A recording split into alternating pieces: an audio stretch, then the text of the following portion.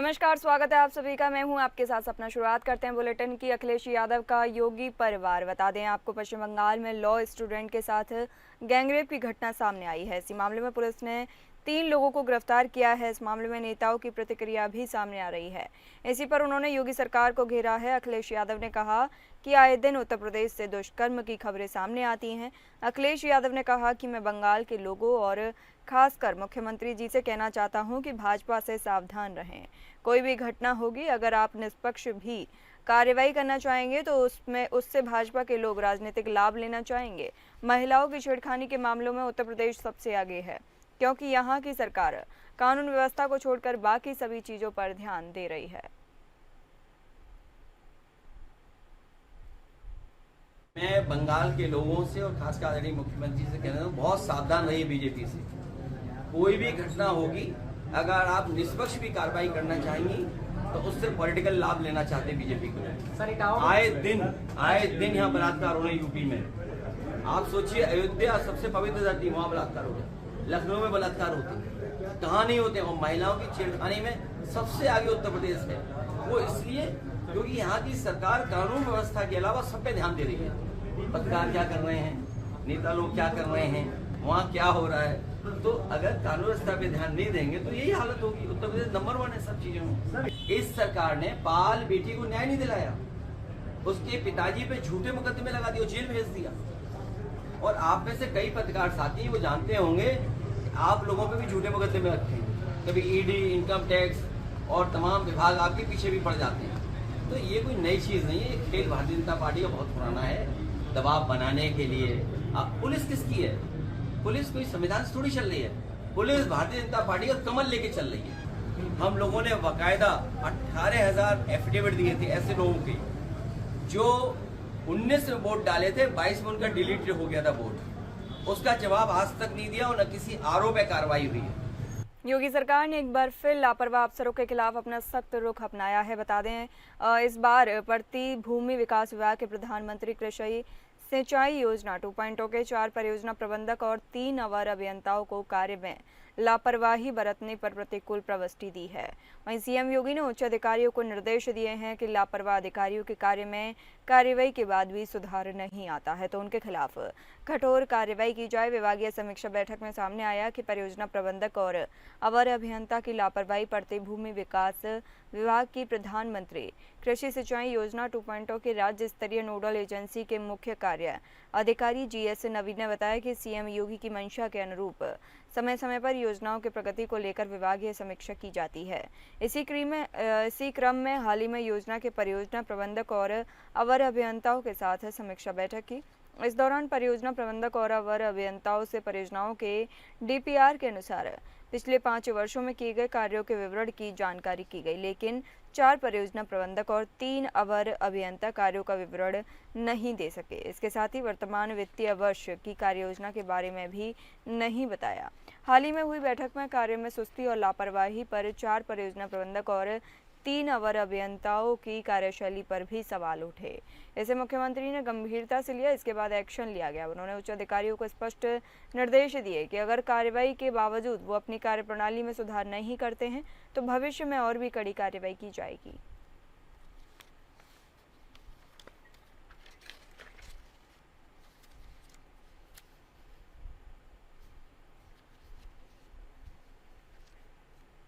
Nishad party के राष्ट्रीय अध्यक्ष और मत्स्य मंत्री डॉक्टर संजय कुमार निषाद ने कहा कि जरिए जनगणना जरूर होनी चाहिए। सर्किट हाउस में मीडिया से बातचीत करते हुए बताया कि वर्ष 2013 में विमुक्ति जनजाति की सारी सुविधा मिलती थी, लेकिन कुछ लोग ऐसे हैं जो कहते कुछ हैं और करते कुछ हैं। 2027 आगामी चुनाव को लेकर मंत्री ने साफ कर दिया कि अगर हमारे पास सेना होगी तभी बीजेपी हमको गले लगाएगी। उन्होंने बताया कि जब समाजवादी पार्टी ने दरवाजा बंद कर दिया था तब भारतीय जनता पार्टी में आया था। अगर भारतीय जनता पार्टी दरवाजा बंद करेगी तो कहीं ना कहीं तो जाना ही पड़ेगा। वहीं इटावा प्रकरण पर मंत्री का कहना था कि पूजा करने का अधिकार सबका है, इसलिए इटावा में जो घटना हुई है वो निंदनीय है। दोषियों के खिलाफ कार्रवाई होनी चाहिए।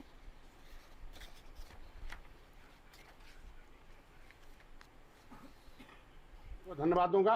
जनगणना की व्यवस्था की है, ऐसी जातियां सब गिनी जाएं जिनकी दशा खराब है, जिनको उन्होंने देश को आज़ाद कराया है। सोशली एजुकेशनल इकोनॉमिकल डेवलपमेंट 2013 में इनको अनुसूचित जनजाति की पढ़ाई मिलती थी, विमुक्ति जनजाति की सारी सुविधा मिलती थी। जब 2013 में नाम नहीं लूँगा, लेकिन ऐसे लोग हैं जो कहते कुछ हैं करते कुछ हैं, वो भी छीन लिया, कह दिया जो जातियाँ जिसमें हैं ओबीसी में डाल दिया। योगी जी से मैंने कहा कि भाई केवट मल्ला मझवार अनुसूचित जाति के हकदार हैं, यही वो जगह है।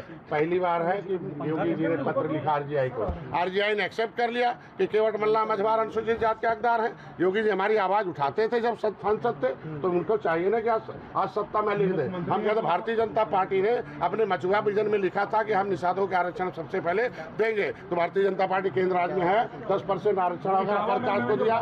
महिलाओं का 33% लिख गया, मेरा लिखा हुआ हमें मिलना चाहिए, इसके लिए हाँ हम हर साल आते हैं। होमगार्ड्स विभाग को वर्षों की प्रतीक्षा के बाद अपना भवन मिल गया है। बता दें आपको, मंत्री धर्मवीर प्रजापति ने मुरादाबाद रोड पर नए भवन का शिलान्यास किया। पहले विभाग किराए के भवन में काम कर रहा था। इस शिलान्यास समारोह में धर्मवीर प्रजापति ने भवन निर्माण का शिलान्यास विधि विधान से कराया।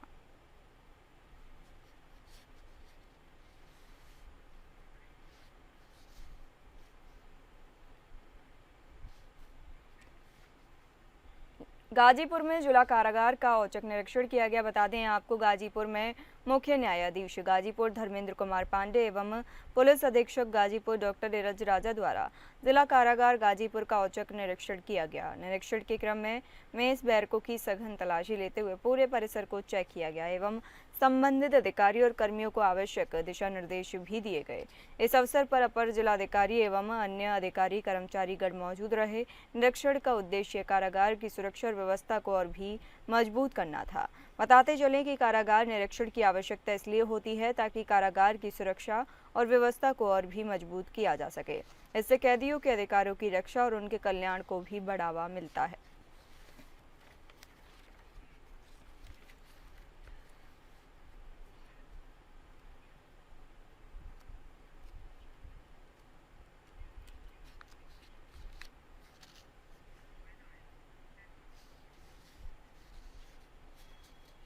प्रदेश सरकार द्वारा महिला उत्पीड़न के खिलाफ रोकथाम एवं पीड़ित महिलाओं को त्वरित न्याय दिलाए जाने के लिए उत्तर प्रदेश राज्य महिला आयोग महिला जन सुनवाई और निरीक्षण कार्यक्रम चला रहा है। इसी कड़ी में राज्य महिला आयोग की उपाध्यक्षा अपर्णा यादव की अध्यक्षता में कानपुर के सर्किट हाउस में महिला उत्पीड़न की घटनाओं की समीक्षा बैठक की गई। समीक्षा बैठक में विभाग से संबंधित अधिकारी मौजूद रहे।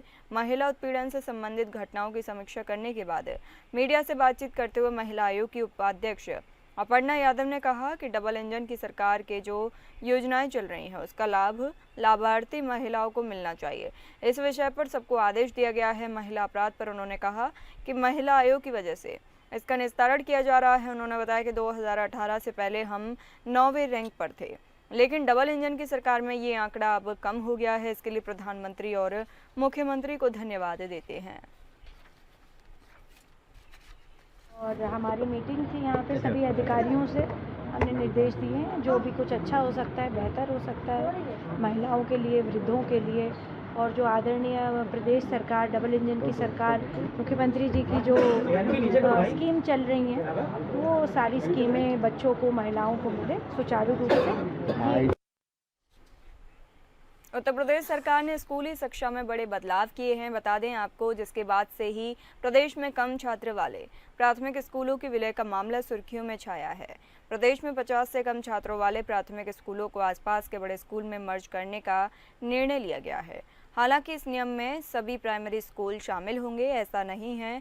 खबरों के अनुसार भौगोलिक स्थितियों, दूरी, बच्चों की संख्या, स्कूल के आसपास की परिस्थिति और तमाम दूसरी ज़रूरतों को देखकर समझकर ही स्कूलों के विलय को लेकर कोई निर्णय किया जाएगा। जिला स्तर पर इस बात को लेकर निर्णय होगा। हालांकि सरकार के इस फैसले से बड़ी संख्या में स्कूल प्रभावित भी होंगे। सरकार का तर्क है कि इससे बच्चों को बेहतर सुविधाएं मिल सकेंगी और संसाधनों का बेहतर उपयोग होगा। राजधानी लखनऊ में इस फैसले का प्रभाव 400 से अधिक स्कूलों पर पड़ सकता है। विलय के बाद स्कूल बंद नहीं होंगे, बल्कि उनका पुनर्गठन किया जाएगा। इस तरह जो दिक्कतें आ रही हैं, अब इसमें हो क्या रहा है कि एसएमसी का अध्यक्ष, गांव का प्रधान ये लिख के दे कि हाँ विद्यालय को जो है दूसरी जगह में मर्ज किया जा सकता। मगर स्थितियां ये है कि ग्रामीण जो है वो अपने बच्चे को ज्यादा दूर भेजना नहीं चाहते। मर्जर की स्थिति में कुछ विद्यालय ऐसे कि जो 2-2, 2.5, 3-3 किलोमीटर दूर हो गए।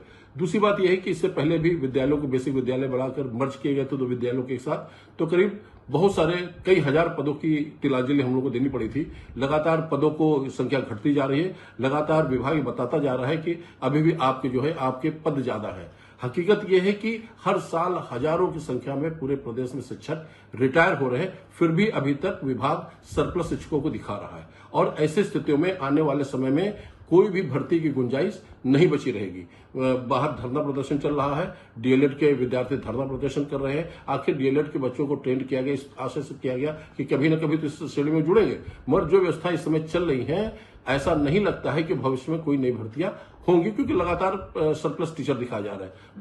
उत्तर प्रदेश की सरकार ने एक बड़ा निर्णय लिया है। निर्णय इस बात का है कि जो बेसिक शिक्षा के स्कूल हैं, जो प्राइमरी के स्कूल हैं उत्तर प्रदेश में, उनका मर्जर किया जाएगा और मर्जर की जो के नियम तय किए गए हैं वो ये बताया गया है कि जहाँ पे 50 से कम बच्चे हैं जिन स्कूलों में, सरकारी प्राइमरी स्कूलों में जो 1 से 5वीं तक के होते हैं, उनको मर्जर में प्राथमिकता में रखा जाएगा, यानी कि जो विलय होगा स्कूलों का उनको प्राथमिकता में रखा जाएगा।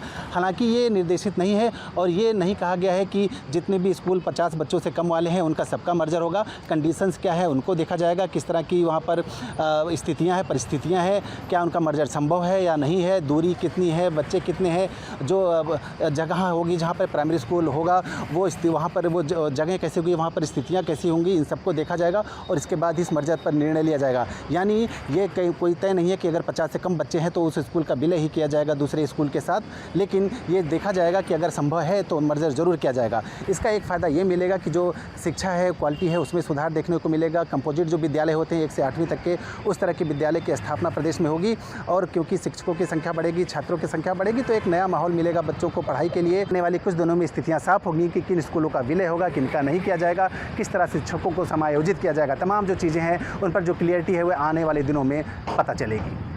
Anand Singh, APN news, Lucknow. कौशाम्बी में प्रधानमंत्री आवास योजना में फर्जीवाड़े का मामला सामने आया है। बता दें आपको, यूपी के कौशाम्बी जिले के भगवतपुर गांव में फर्जीवाड़ा कर प्रधानमंत्री आवास योजना का लाभ लेने का मामला सामने आया, जहां एक तरफ पात्र व्यक्ति पक्के मकान की उम्मीद पर प्रधान सेक्रेटरी से लेकर उच्च अधिकारियों के चक्कर लगा रहा है, वहीं अपात्र व्यक्ति फर्जीवाड़ा कर 1 से अधिक बार आवास योजना का लाभ उठा रहे हैं। प्रधानमंत्री आवास मिलने पर पात्र व्यक्ति ने मामले की शिकायत मुख्य विकास अधिकारी से की, तो मुख्य विकास अधिकारी ने मामले को संज्ञान में लेकर जांच के आदेश दिए। शिकायतकर्ता सुनील कुमार ने शिकायत पत्र में बताया कि विकास खंड सरसवा के भगवतपुर गांव में कुछ लोगों को 2 से 3 बार आवास योजना का लाभ दिया गया है। उन्होंने गांव के कई लोगों के नाम और लाभार्थी सूची की प्रति शिकायती पत्र के साथ दी, जिससे किसी ने पहले इंदिरा आवास योजना का लाभ लेने के बाद प्रधानमंत्री आवास योजना का लाभ उठाया, तो किसी ने पहले पत्नी फिर अपने नाम आवास योजना का लाभ उठाया है। आरोप है कि ग्राम सभा में बड़े पैमाने पर यह फर्जीवाड़ा हुआ है।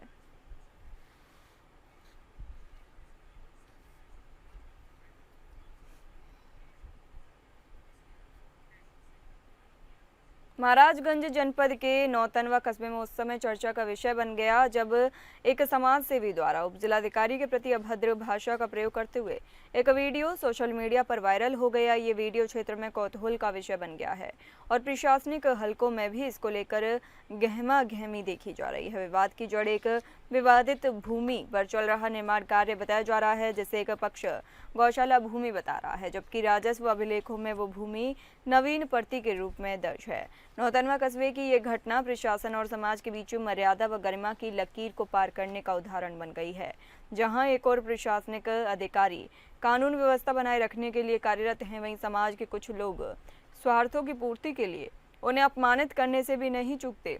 अब देखना यह है कि ये वायरल वीडियो के आधार पर प्रशासन क्या कदम उठाता है और समाज में इस घटना से क्या संदेश जाता है। मिली जानकारी के अनुसार नौतनवा कस्बे में स्थित सरकारी भूमि पर एक पक्ष द्वारा बाउंड्री वॉल निर्माण कराया जा रहा था। यह कार्य बिना किसी प्रशासनिक अनुमति के चल रहा था।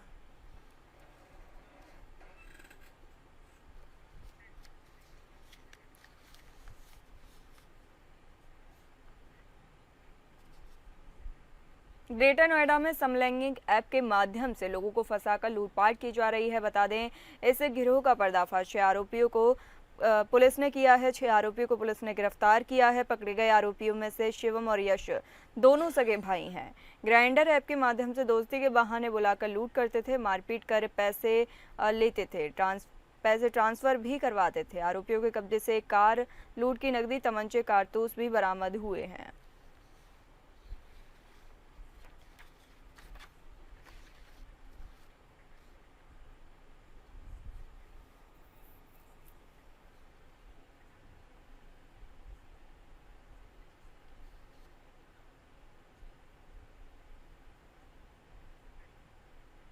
महोबा में आगामी त्योहारों को लेकर पुलिस पूरी तरह से मुस्तैद दिखाई दे रही है। बता दें, बुंदेलखंड के महोबा जिले में आगामी त्योहारों को शांतिपूर्ण तरीके से संपन्न कराने को लेकर पुलिस मुस्तैद है और प्रशासनिक अमले ने डीएम एसपी के संयुक्त नेतृत्व में भारी पुलिस बल के साथ पैदल मार्च किया। शहर के आला चौक से शुरू हुआ पैदल मार्च का ऊदल चौक में समापन हो गया। पैदल मार्च के दौरान तमाम आला अधिकारी सहित सड्डी थानों के पुलिस बल मौके पर मौजूद रहे।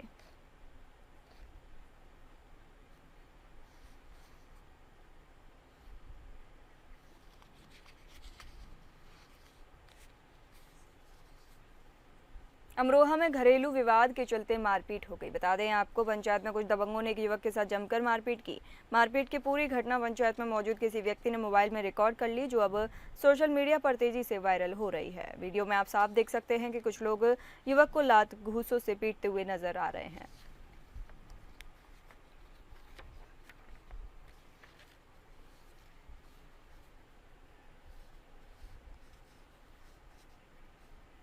चंदौली में पत्रकार से दिन दहाड़े 2 लाख रुपए की लूट हो गई। बता दें, खबर जनपद चंदौली से है, जहां अलीनगर थाना क्षेत्र में वरिष्ठ पत्रकार डेयरी व्यवसायी से 2 बाइक सवार बदमाशों ने असलहे के बल पर 2 लाख रुपए लूट लिए।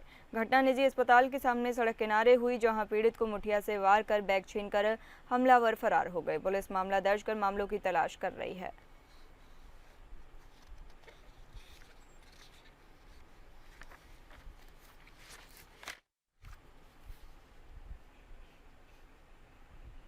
बरेली पुलिस ने बड़ी कामयाबी हासिल की है। बता दें, बरेली पुलिस ने लाखों की ठगी करने वाले गिरोह का भंडाफोड़ किया है।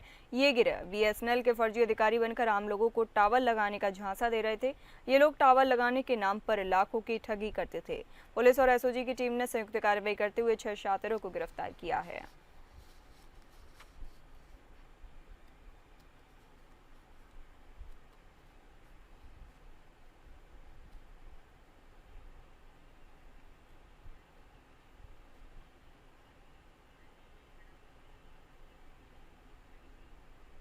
बदायूं में पुलिस कार्रवाई में पुलिस को बड़ी सफलता मिली है। बता दें, पुलिस द्वारा शहर भर में अपराधियों की धरपकड़ के लिए चेकिंग अभियान चलाया जा रहा है।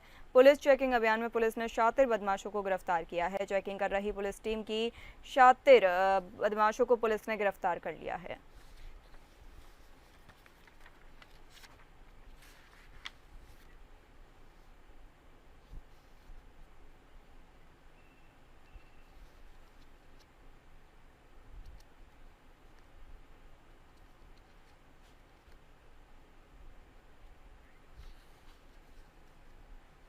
बदायूं में ससुराली जनों ने एक महिला की हत्या कर दी। बता दें आपको, बदायूं के थाना जुनावई क्षेत्र के रहने वाले झंडू ने अपने 21 वर्षीय बेटी गीता की शादी 2 साल पहले थाना कादर चौक क्षेत्र के गुलाबगंज गनेहाई गांव के रहने वाले जगपाल के साथ की थी। मायके पक्ष ने बताया कि ससुराली जन उनकी बेटी गीता को दहेज की मांग के लिए प्रताड़ित कर मारते पीटते थे। फिलहाल पुलिस मामले की जाँच कर रही है।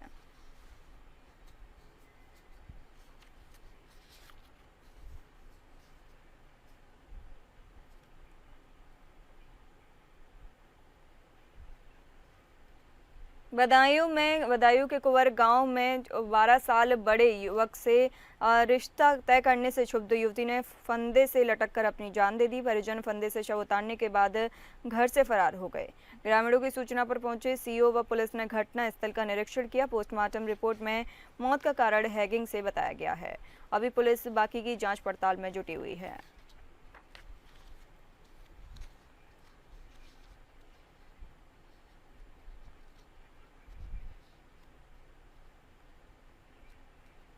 देवरिया में स्कूल प्रबंधक की हत्या का मामला सामने आया है। आपको बता दें, देवरिया जनपद के रुद्रपुर थाना क्षेत्र के फतेहपुर गांव के रामनगर टोले पर बीती रात सोते समय एक प्राइवेट स्कूल प्रबंधक की निर्मम हत्या कर दी गई। स्कूल प्रबंधक अपने स्कूल में ही सो रहे थे। हत्यारे ने उनके सिर पर धारदार हथियार से वार किया और उनकी हत्या कर दी। सूचना मिलते ही मौके पर पुलिस अधीक्षक सहित तमाम थानों की पुलिस पहुंची और मामले की जाँच में जुट गई।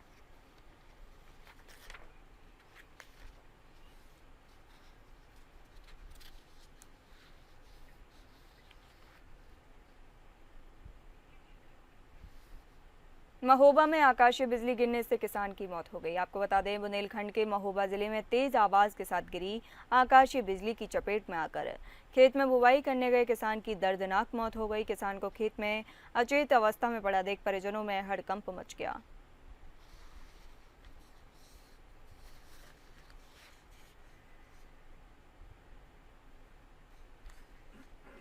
पीलीभीत में संदिग्ध अवस्था में रेपिस्ट पड़ा मिला। आपको बता दें, पीलीभीत में एक रेपिस्ट जहरीले पदार्थ का सेवन किए हुए संदिग्ध अवस्था में रोड किनारे पड़ा मिला। सूचना पर पहुंचे परिजनों ने जिसे सीएचसी में भर्ती कराया। डॉक्टरों ने प्राथमिक उपचार के बाद हालत गंभीर देख युवक को जिला अस्पताल रेफर कर दिया। वहीं सूचना पर पहुंची पुलिस घटना की जाँच में जुटी हुई है।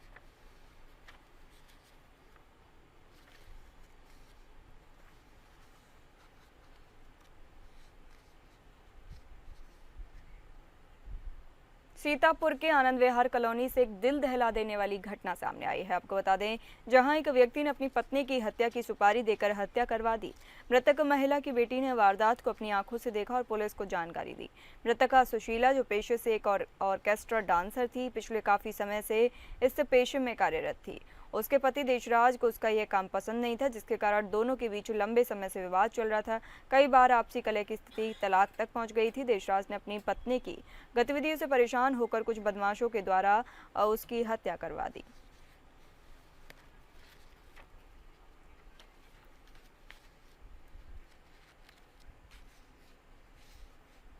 सहारनपुर में पुलिस टीम को बड़ी कामयाबी मिली है। आपको बता दें, मेरठ अस्पताल पुलिस अभिरक्षा से फरार 50,000 का इनामी बदमाश को घेराबंदी के दौरान गिरफ्तार किया गया, जिसके कब्जे से एक देशी तमंचा, 2 जिंदा कारतूस एवं कटी हुई लोहे की हथकड़ी भी बरामद हुई। एक हत्या के मामले में सहारनपुर कारागार में बंद मुसाहिब को इलाज के लिए मेरठ अस्पताल में पुलिस अभिरक्षा में भर्ती कराया गया।